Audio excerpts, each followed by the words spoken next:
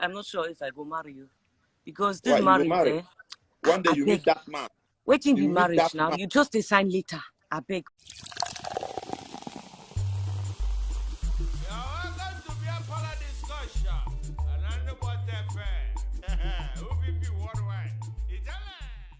Ready ever. Oh, the ready. Oh, the go ready no one. One night ready. It ready now. It ready. I say, draw me a key kata to Johnny and one. One the key kata to go Johnny and one. Apart from ego, kia no kata to go. Apart from ego, key kata to go John. Oh, we got not on your food.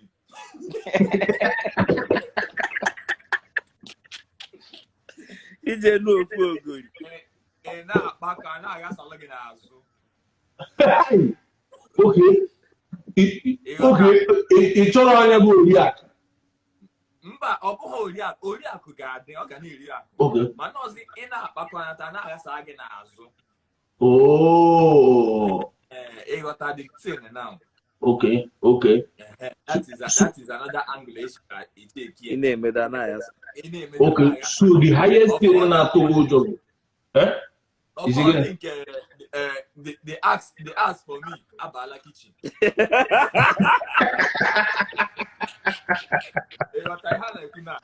They ask for me about the kitchen. Oh yes. I can cook.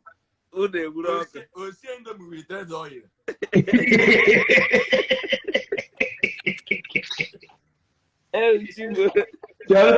Tell what I know. Okay, all I made is in here. Okay. May in me. Or boy, get money, but their weekend or those any low. You got that. See, you got that. And the fact that what I'm doing. Oh, yeah. You see? Yeah, is it gonna? Upon your mother their weekend. I see an amount, but no. No, again.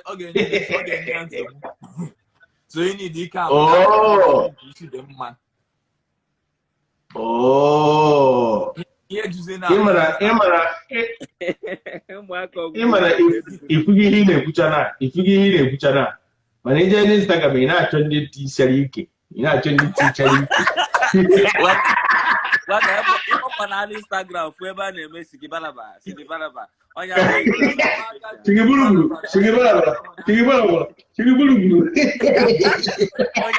I like the picture.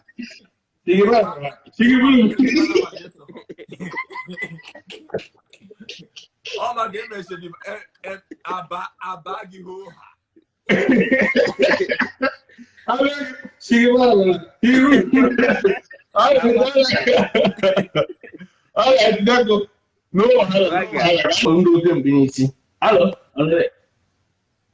Very quick. Ayo. Even regular, man, I do have. Yeah. You're going to have to do already. First of all, you do already. I do go ready. We have one get on. Huh? I want to think it on. I do go ready. No, what's the heading get on? I want to think it on. You go ready. Yeah. But what are you not to go? What are you not to go? What? Yeah, Emma. Ndani kuma kanini. Onye mmadụ emeji red oil wee sie indomie ya awụcha problem. Nwaanyị amaghị esi nri ya a na enwe catering school ọ ga-aga mụta isi nri but enwe particular thing ya wee nweta na nwaanyị enwụọ mgbe time gị Chineke ejibe chọọ ikpogote gị enigwe mostly mmadụ nụta nwaanyị na-anaghị wife nwaanyị na-anaghị emete you understand iya bi kacha atụgo ụjọ iya bi kacha iya bi na-atụgo ụjọ asị gị ihe na-achọ nwaanyị gị na ọ na-atụ m ụjọ because o nwere ike igbu m before my time. Okay. Because go ahead. Ịnụta nwaanyị na-anaghị emete like an again wife enweghị ihe mere ị ga-emegide n'ụwa mete ya mma You understand? Imene no imena na so argument every day. So on a drain work, on a didn't work about your body and work about you. You understand? Another one if I didn't want another haze room.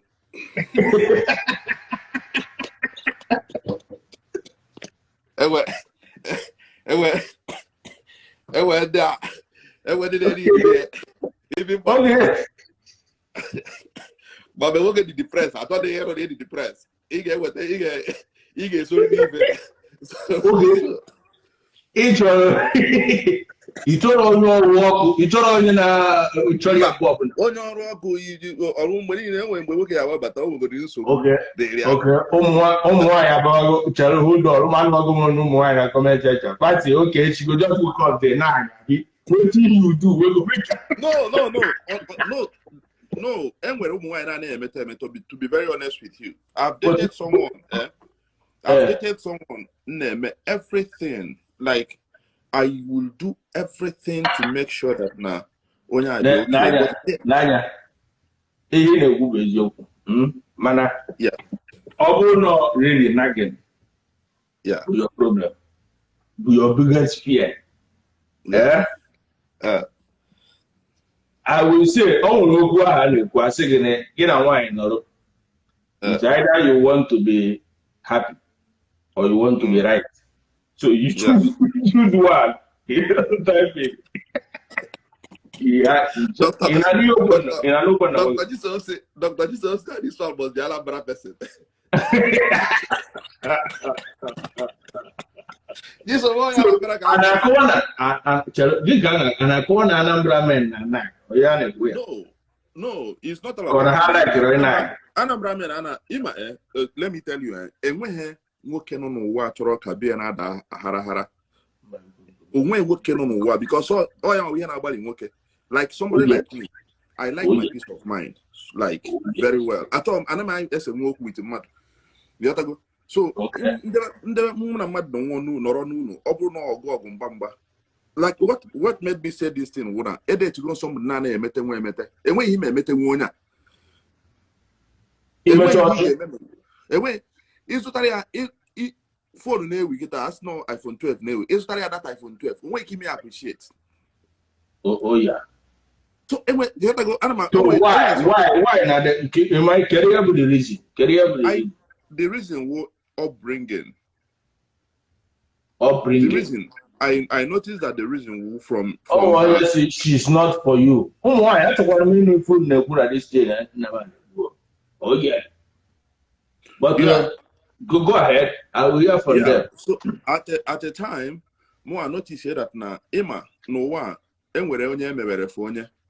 You get so more than I try my best because I'm just try my best when I'm like the person. So and that's the reason why I decided to even sacrifice a lot to make sure I will keep the relationship. But then at the time, it wasn't working.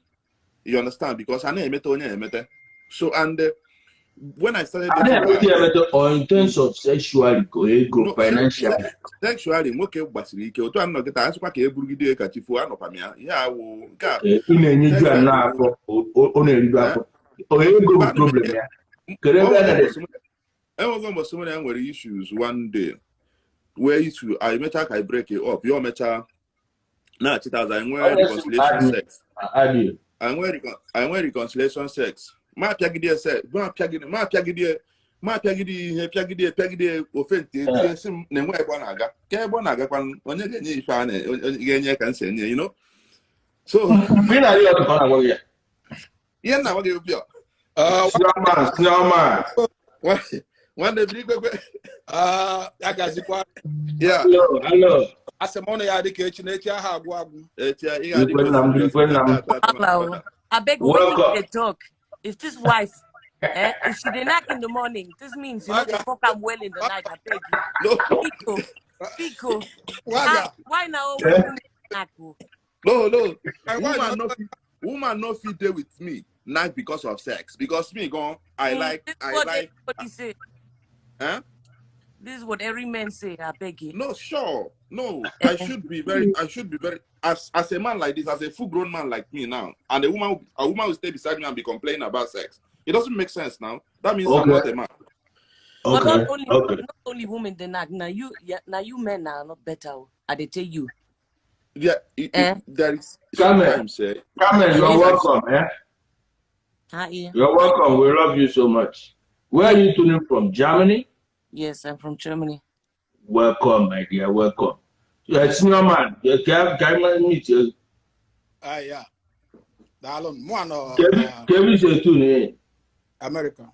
Okay, confirm. So we are both here. My question is, let me rephrase it again. Man, what is your greatest fear besides financial stability in getting married to a woman? Okay, I'm asking that man. Oh yes, go ahead. Ihebo ojom nenu wanye. Kangare no wanye mmadu. Ya dende ku. Kangare no wanye mmadu. Kan no nke bu nkem. Ke no nke bu nkem. Ayo. Maka elojo no nke bu nke mmadu. Okay. Onweghị mere ọba. Ọ bụrụ ya bụ ife my man na-ekwu. Nke ọ bụrụ nke emete na gị wife. Onweghị ya anaghị emeta. So si ya anaghị emeta ọnwụ. Okay. Ọ bịa wepụ ịmarụ ka ọsọ onwe onye bụ sent. Nobody is a saint. Oh yes. Yeah. So I am where Ikema, you don't have to explain. I understand small. No worry. Okay, when you understand small, abi? Good. Oh, one they couldn't hear about that. I want to nwoke kwa nwokwara ebe anyị sikwa wee dịkwa ka anyị si wee dịghọtago. Yeah. The only thing that ebe na ya na ọbọ iya nghọta ka eji ebi and eneta aghara nya awụ ụtọ. Oh yes. That's no fanya. Ka eji anụ nwanyị. Carmen, they say you marry with one eye open and one eye closed. The Chris. See, I don't go marry you because this you no, I know this. You go tell us why you no want marry today. You go tell us why. Waiting they fear you. Nothing they fear me. I just want my peace, I beg. Okay, you feel say marriage go collect your peace. I no go marry anybody, I beg you. Oh, why you dey fear? I know they fear. I just don't tire of you guys, I beg. Waiting they tire you. Waiting they tire me. Na everything. Onye jụrụ ajụ ka eki esi ma na onye na-eje n'owu maka gị nwa. Okay. Oya bụ okwu ahụ a na-ekwu. I'm a better client. You cannot scam me, bro. I beg you. Ụfọdụ ihe ị gaghị amacha. Okay. Ya mere eji gwa anyị na onye kwadota imechi onwe ya afọ n'izu one ịnụ nwaanyị. Okay. Iti ya n'ekpere. Ejụ ajụjụ ma na ọ dị right or the wrong. Okay, you na-akọwa bụ na n'ekpere ga-adịba necessary. Ọ dịkwa mkpa. Okay. All right. Very good. So, Emperor, my man, Mendy. Waga. Enwere ụmụ nwa ị ga-enweta like this. Gị na-akpa normal. Gị na-try everything because nwoke ọwụna dị ready. Excuse me, no best. Someone has to Carmen, somebody is asking you in the comment section, are you tired of the male gender? Are you tired as a whole? No. Why should I be tired? But why you they fear to get to man? Because now the same question why I ask men. You see men they talk about. You see, my brother here they talk about. He doesn't want to get involved with somebody that belongs to another person. Now when you're married, Pico, Yeah. I'm not fair. I know they're fair. See. Okay.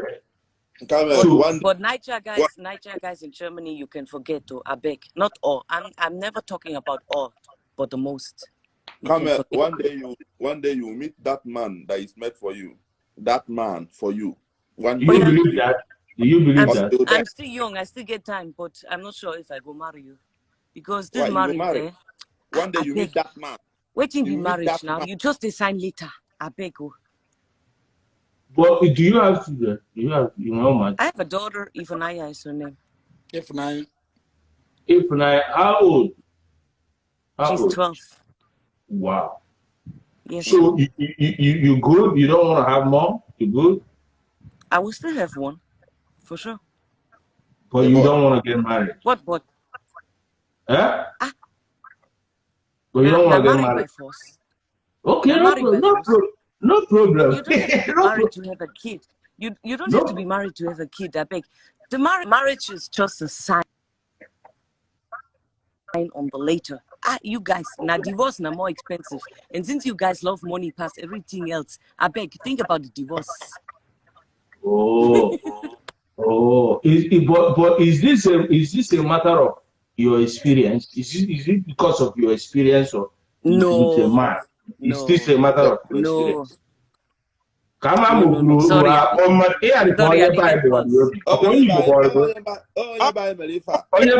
Somebody from us messed you up. I don't like it. That's the feeling I'm getting. A woman did something. And very bad something. And left with bad taste in your mouth. Yes, he left you with a very bad memory. No. Guys, look at these Igbo boys that are men that are here. Yes, we can be very sweet and tender. Eh? Guys, we can be very sweet and romantic and tender. Somebody wants to spoil my life. Yeah. Sorry, guys. No, but he cannot spoil your life. We apologize from his no matter what. No matter what happened. I beg you. No matter what happened before, I'm cool with my Nigerian people. I still love my Nigerian people. Die. Nothing can change that. I tell you. Okay. But yeah, I like that. Thank you very much. But I will forever support Nigeria. I tell you, my daughter and Nigeria big. Come on.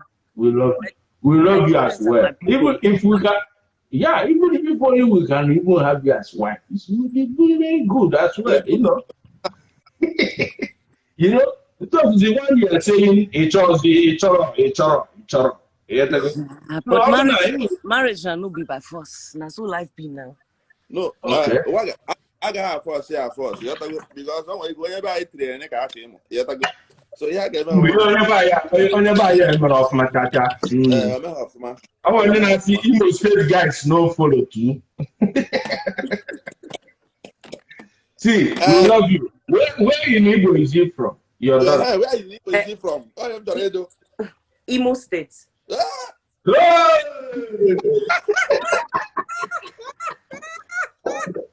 So can you touch some? I'm not going to touch this on the coup. You see, it's not our state. It's not our state. See my daughter. Hello! Oh, this is our daughter. This is our daughter. Eh? Our daughter. We love you. Oh, my. Eh? She's our daughter. We love her. And marry female here. It was the man. Kawata why not this happy. Oh yes. Oh, talk question. Oh, you hope so. Yeah. So the sour taste, sorry, sweep it from your mouth. We apologize on his behalf. We are good people here. You don't need to. They do anything. Everything they fine. No worry. I beg you. So, but he's just saying for you to try something out again. You understand? Yeah, give me a chance. I still get time now. We have good Igbo men from Anambra. See, I that don't you can make. That you can mingle with. Wait. I know fear about strife. I know fear about strife. Look at Presto. So see ya gwa mo nya Anambra meru. So see ya gwa mo nya Anambra meru nwanye bụ. O nwe ofu ihe m chọpụtara n'ebe ndị Anambra nọ.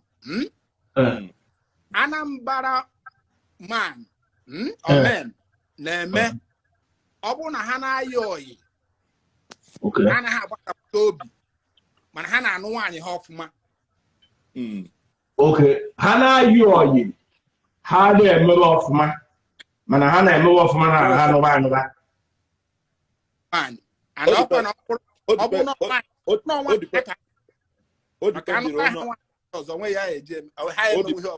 o depend kwara onye ọwụ because I believe that na once gị na nwaanyị na-emekọ like nwaanyị kwesịrị ịgbasa aka. O depend onye ọwụ. You understand? Anambra men in boyfriend and girlfriend are stingy like this. Ha na-ayị oyi kebe eziokwu. Boyfriend and girlfriend. Ọ bụrụ onye enye nwaanyị $1,000. Mana onye obodo ọzọ nwere ike inye nwaanyị ahụ $2,000. You mean? Anambra man in a relationship, super glue. But it is married because when Anambra man no bag, all I like in matter of as noon. Yes. Am I not? You tell me? Yes. So, Anambra man, Hamanu anya no ofuma, nota nwanya ofuma. Yotago but nke a unu na-ekwukwa because kwande we go dig up because I go to go Anambarians na Lagos when I was staying in Lagos. I've met many Anambarians in Lagos and they are generous. Aka ha dị otu a. You understand? But sometimes imite ndị anọ Onitsha. Aba. Okay. Na aka ha dị. The main Anambra people na ndị na-azụ aka na. Onye dị mara ya. Onye na-azụ aka ka ị ga-asị anya ga-ego shop. Ejidego o my guy bịara ihu m na hotel one day nnatara. So o nwere ihe m bịara ime na Ọka. So yo si Onitsha ịbịa fụ m. Bịaruo egelu akpọtara ya. Oru n'ụtụtụ onye dị gị 2005 ọ na-azụ ahịa Onitsha. Nwatakịrị si ya what is that? Jide ya n'akwa. Ya dị gị n'ụwa ga-akụrie television hotel. Ọ mụ ka akpọrọ that day. You got to go. So, Carmen. Yes, sir. Go ahead. So, Carmen, it is understood that you have a bad taste in your mouth, Makandi. So, every man, I feature going up and I go now. I been the Bible on his boom. I want one good-hearted Igbo man out there. Good-hearted, looking for good-hearted women, like yourself. All you need to do is just give you a chance. Give you one more chance. Maybe one chance can even convince you. But anyway. I beg you.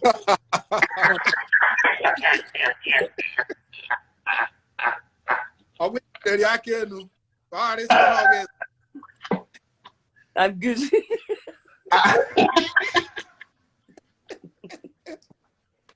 No, it's okay. All right, okay. Let me allow you. Just know that we love you. Is there anything you want to tell us? I love you guys too. That's all I can say. And I will forever love my Nigerian people no matter what. And I will forever support my Nigerian people no matter what. We love you. All right. We will put some love on the chat box for Carmen. Because let's have some love. But this is your family. Put some love on the chat. You can see love. Hey, come on, man. All right, I'm going to feel. So if you do very happy, Mara no new mother, man, no toy, and you're gonna bone your uncle. I am a carry. Okay. Today, Mara no you hug a melly. You understand? Let me talk. Let me hear what you want to say. Let's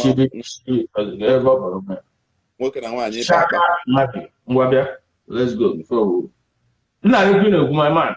Emperor. So na nwaanyị ịkpa akpa atụle ọfụma because ihe gbasara anụmadị na nwunye abụghị ihe eji ọnụ eme ọ ihe ọ na-awụ igi na mmadụ kpaa ọfụma unu atụle mara na ihe a ga-emeli because that we jaw hobby ije ihe ọtago ije awụ ibinite ụra ị na-afịa ịpụ ọbata ya nwa gị na ya nọ ihe ọwụ na ị na-eme gị na ya nọ and you understand and uwe togo that na even onye na-ama ihe wu peace ị ga-emere ka udo dịbe gị because ụmụazị maka ịma ụmụazị affect you understand so mmadụ onye ọna na-anụ nwaanyị nkịta ga-atụrụ dewe court ọ dị woman ya na ya ọ mara onye ahụ amara onye ọwụ unu eme ke ọpụ mind unu si na unu na-abọ ga-anụ nụọ ịghọtago so ihe m na-ekwu because mmadụ eme ihe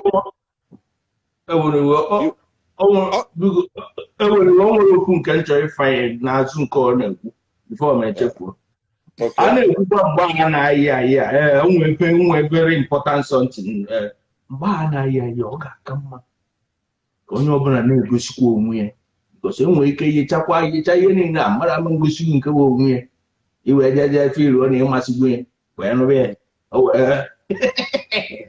cheji olu ya kasiki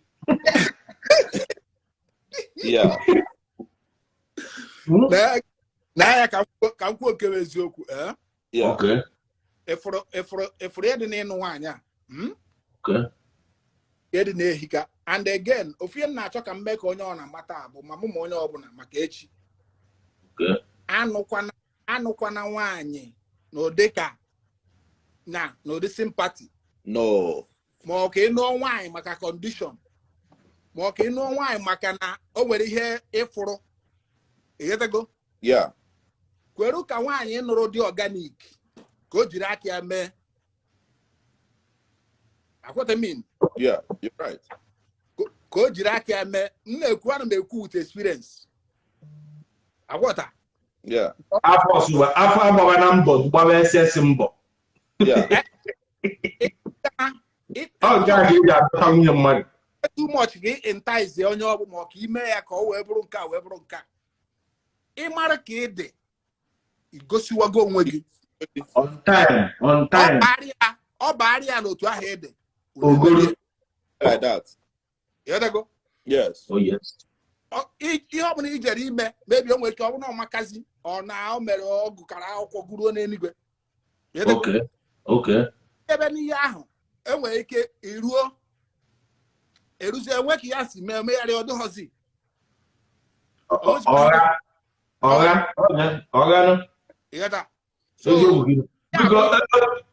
ewere o nwere onye mere request ọ si ikwusikwu ihe adreesị ya nke ụmụ nwoke adreesị kwuoro ha nke ụmụ nwaanyị because now if I know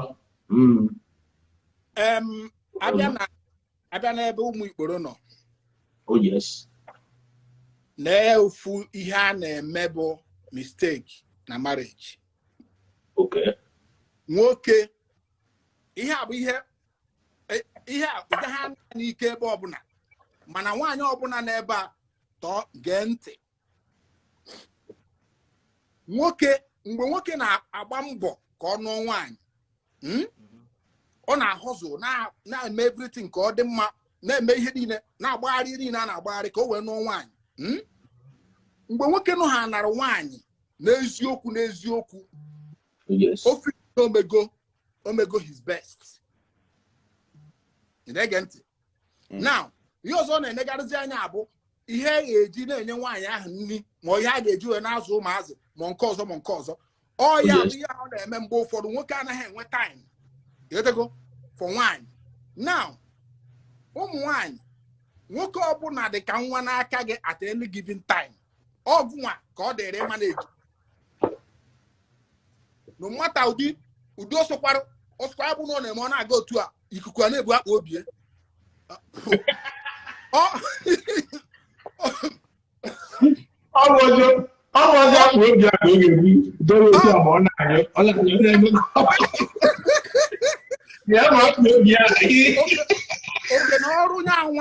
oke na ọrụ nya nwaanyị bụ ịfụda nwoke ka nwa maka na nwoke ọbụla dị ka nwa n'aka nwaanyị ka nkwukwa gị eziokwu now ofu mistake ụmụ nwaanyị na-eme bụ onwe program ị kreetiri ga na-etinye spices na ụmụ ya ha na-eme ma fertilizer na ụmụ ya ha na-eme ị ga-ekreti program na-engage Yes, and you don't engage all and follow. We follow up straight. You gotta go. Man, you happy? Obroge, mbaho ye bido business menka. Obata ahana bakasi imogo. Yana agotachia. Man only create program. Dobe ane folie. Imogo. Iga imaru mgbe iwe de ewe. Maru mgbe obi di amma. Maru di okwu ki ere si eti okwu. Akwete mi na ogunwa ye mu na ode mma. Period. Not nyawo. Okay. Hapo maka mozu woke na afọ. Na aka nwanyị.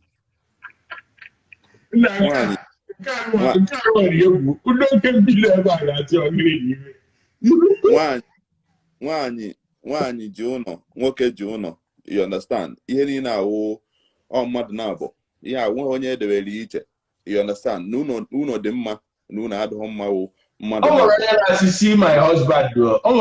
See my husband. Unu na-abụ nwere ọrụ mana ihe nna chikwadebe gị mindset of a man.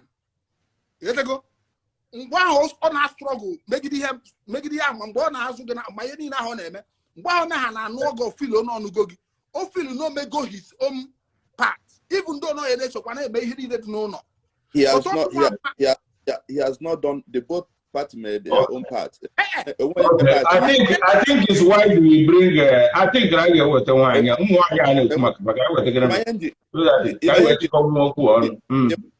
Put this thing now. Eba ihawo ndị mmadụ na anu ihe anyị na-ekwu. Oh yes. Ihe gbasara marriage. Ọ mmadụ na-abụ na-eme. Go ahead. Ọ mmadụ na-abụ na-eme. Ọ ije na-abụ. You understand? All you had when you require very understanding. What can I want you to Hoffman? You understand? Happy they can happy they can win it, they can one and one. You understand? They can one and one.